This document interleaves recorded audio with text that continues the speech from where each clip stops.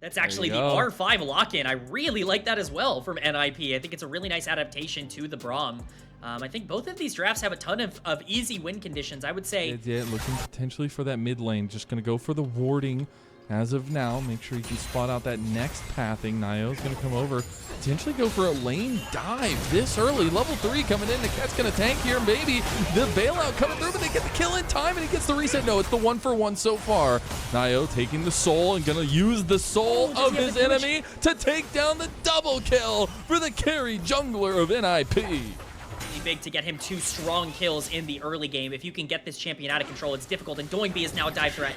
He is the focus. Niket trying to save him. Niket flashes. No the handshake gonna do. Niket, you monster!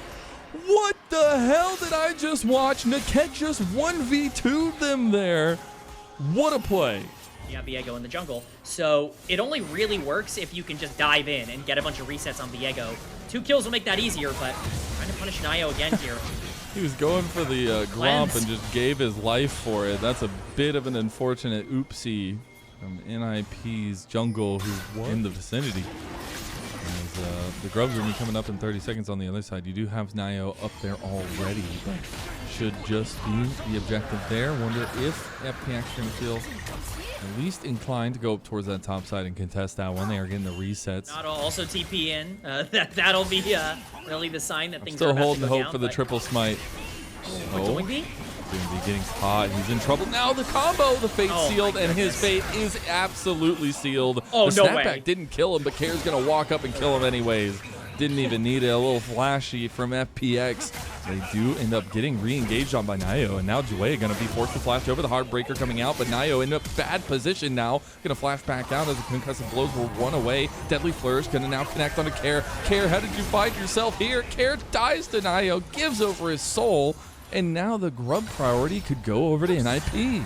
Of the game as a whole, not only does Nio now have 3 kills, this guy's incredibly accelerated, already 1,000 gold up on the Sejuani on the other side, but specifically you're also able to get quite a bit of gold into the pocket of Leave, who's going to be pretty important towards enabling the rest of this draft. So nice win there for NIP. So that a little bit of review and a little bit of pro diff, as we might see a bit of pro diff in the top side, but this little setup on this prodiff.gg moment in the dive in the top side, as we're going to get the handshake, and NIP are going to get duped here, though. They went overextended as the Deadly Flourish didn't really do much, and the Fate Sealed comes back, and FPX turning completely on Nio, as he's not going to go down. He's so low. The Lightbringer isn't enough. Nio barely survives. I think he had under 10 health there in the end. By NIP, FPX are right in vicinity. They're going to eat up a lot of CC. Okay, he's going to miss the Arctic Assault. He's going to move back over, though. The combos are so important to lay out, though. Doingby going to be man-marking that TP as Shear's going to be coming over. The Dragon ends up going the way of Nio. Now, 1 reset makes a difference. Between worlds, they lock him down. Shear's just going to go down. The Dancing Grenade gets the kill, and now NIP with a final shot to the dome. Takedown 2 from FPX. They lose the Dragon. They lose potential around that bot side play, and now a 1.3k gold lead for NIP. Oh my god, wait, he got hit by that. That's crazy. Nio looking to turn back. There's the redemption play coming in. The handshake coming in from Niket. Niket's running forward as Kair's looking for a bit of a rebuttal. Tries to catch him out. They get the 3-man Q3. Kair is putting on a wonder start performance right now as Nio's forced to flash out. I appreciate, at least from the side of NIP, the Collector first on Leave. I'm a big fan of Collector on Jhin first. I know a lot of people in the LPL have been going Yumu's first. But especially to give those resets over to Nio, I think it's just a perfect combination. We are going to see NIP use the combination mid-jungle to get this bottom outer turret. This would be feats for NIP if they take this. It was going to be decided off of the next objective, but NIP say no. We will claim that now. Feats of strength to ninjas in pajamas. Exactly what I was talking about for FPX when I said that this team scales better, because honestly, look at NIP.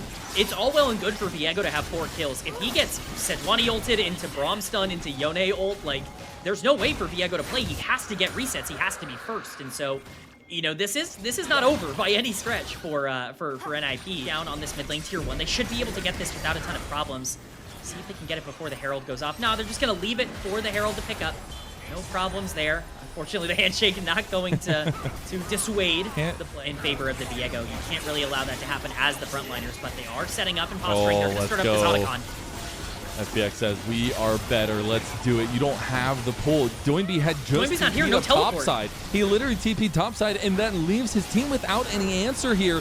Will the spellbook leave? Has smite? Can it be enough? Go for it, baby. As they're going to try to get it away. It's going to go to JJ. They get the Atacon, and now NIP are struggling to keep their health bars in this fight. Solo Kill will give his life, go zombie mode, but FPX claim the objective and all the flowers now. 38-7 in that. And that's going to be FPX also getting an outer turret in bot side.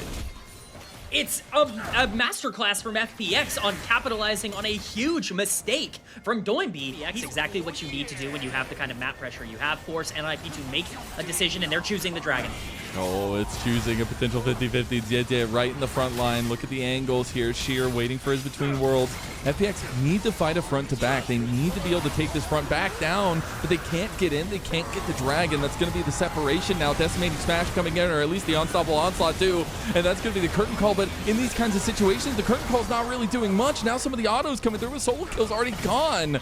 And you're wondering, is it better to auto? Is it better to ult? And unfortunately, NIP just don't have damage. Putting out damage or stunning targets to create opportunities for his Viego to take over. If Viego can't get in, there's no way. So definitely needs to be the one to continue to pressure. And Baron is going to be the call. They're going to take this. It's not going to be particularly fast, but Doinby's on the bottom side of the map. Oh, I mean, they got care here. It is fast now, as they're going to bring all of NIP over. They're going to try to get in here, but it's going over the wall. They try to get Nio. It's a Fate Seal that comes through, and it just separates. Every sheer finishes everybody off. The bailout, not there. It's Baron. It's everything. They're having their cake, and they're eating it too, and I think it tastes like chocolate, or maybe it tastes like NIP. FPX are wiping the floor with the ninjas in pajamas in game number 3. It's a massacre. There is barely anyone is left alive after this terrible exchange for NIP. How do you face check a Sejuani Braum Yone combo? You don't. You end up dying almost instantly. The trigger pull coming in from FPX is gorgeous. They get the Baron. They take the top lane tier 2. They take the mid lane tier 2, and they can push for significantly more here as well. And so far, blue side has reigned king. Obviously, they're not going to end the game off this. But we're not able to grab that fourth dragon, but certainly a fun feather in the cap's crown. And I think that's a little bit of a boon to NIP. And being able to stop that, I mean, at least you don't have to deal with the Cloud Soul going over with this take. You still buy yourself a little bit of time with that last take, and you don't end up losing the inhib in mid. Oh, I spoke too soon. Didn't take down the cannon. Unfortunately, he's a Jhin. He could have switched to Smite, just saying. But wasn't able to in the end. Now he's going to open up, though. Coming in with the curtain call, looking for that one reset is NIP. They find it. They are able to get that one down and leave, helping set up the team. Yeah, I mean, it's really greedy positioning from FPX. Like, their jungler is taking Dragon, their mid laner is pushing mid. You can't really be stepping up 3v5 and just saying, like, we still win, we can still posture. It's just a bit too much, but the punish ultimately isn't too consequential, just going to kind of cease. Catch up a little bit. Okay, I'll give him that.